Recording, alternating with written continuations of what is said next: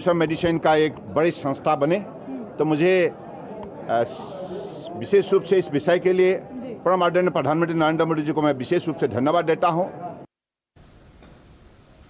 भारत दवा क्षेत्र के उत्पादन के मामले में आत्मनिर्भर बन रहा है। भारत ने धीरे धीरे चीन से हो रहे बल्क ड्रग के आयात को कम कर दिया है। भारत ने पीएलआई योजना के जरिए देश में बल्क ड्रग का उत्पादन बढ़ाया है।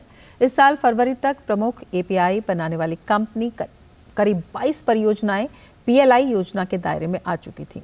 इनके पास 33,000 टन से भी ज्यादा उत्पादन की क्षमता तैयार है। पेश है एक खास रिपोर्ट।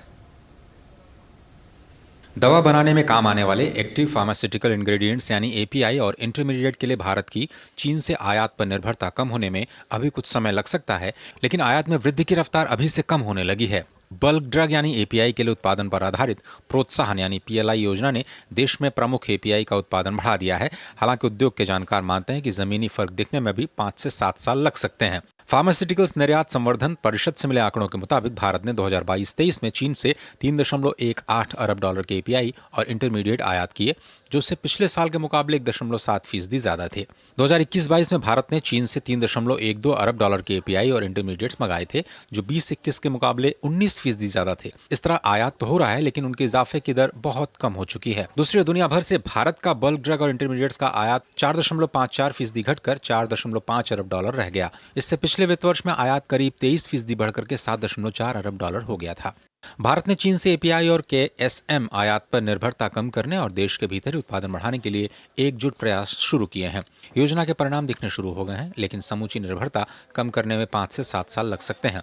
स्वास्थ्य सेवा सुरक्षा तभी मजबूत हो सकती है जब आपूर्ति के मामले में विविधता हो। पीएलआई योजना आने से पहले केवल एक कारखाने में पैरा अमीनोफिनॉल, जो कि पैरासीटामोल बनाने में इस्तेमाल होता था, बन रहा था। कोविड महामारी के समय जमकर इस्तेमाल हुए इस जरूरी ड्रग के लिए भारत चीन पर निर्भर था, मगर अब कम से कम 3-4 कारखानों में पैरा अमीनोफिनॉल बन रहा है। उद्योग सूत्र बताते हैं कि भारत में उत्पादन बढ़ता देख करके चीन ने प्रमुख सामग्री, बल्क ड्रग और अन्य रसायनों की कीमतें भी बदल दी हैं।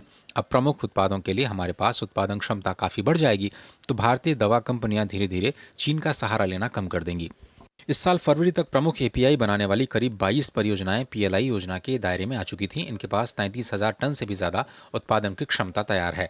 ये कंपनियां पैरा अमीनोफिनॉल, एटरवेस्टाटिन और सल्फाडाइजिन, लेवोफ्लोक्सैसिन, नारफ्लोक्सैसिन और ऑफ्लॉक्सैसिन जैसे आम एंटीबायोटिक एपीआई, विटामिन एपीआई, वल्सार्टन जैसी रक्तचाप बढ़ाने वाली आम दवाएं और लोपिनाविर, जो कि एचआईवी रोगियों के लिए इस्तेमाल किया जाता है, जैसी एंटीवायरल दवाएं बनाने वाले प्रमुख बल्क ड्रग्स का उत्पादन कर रही हैं। मेघमणि एलएलपी और साधना नाइट्रोकेम जैसी कंपनियों ने पैरासीटामोल का एपीआई पैरा अमीनोफिनॉल बनाने के लिए 13,500 टन और 12,000 टन क्षमता वाले कारखाने लगा दिए हैं। हेट्रो ने 4 एपीआई बनाने का कारखाना लगाया है।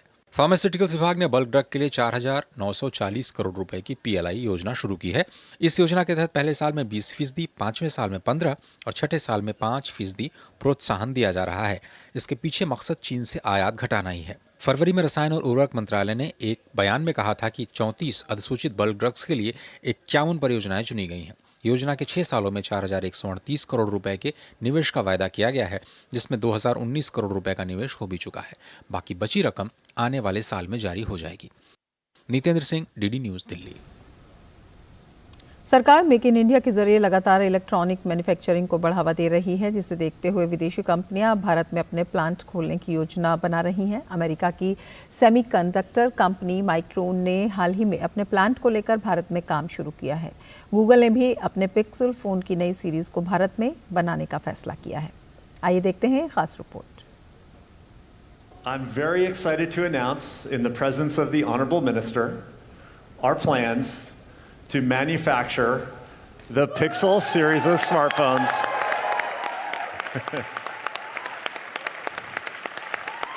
in India.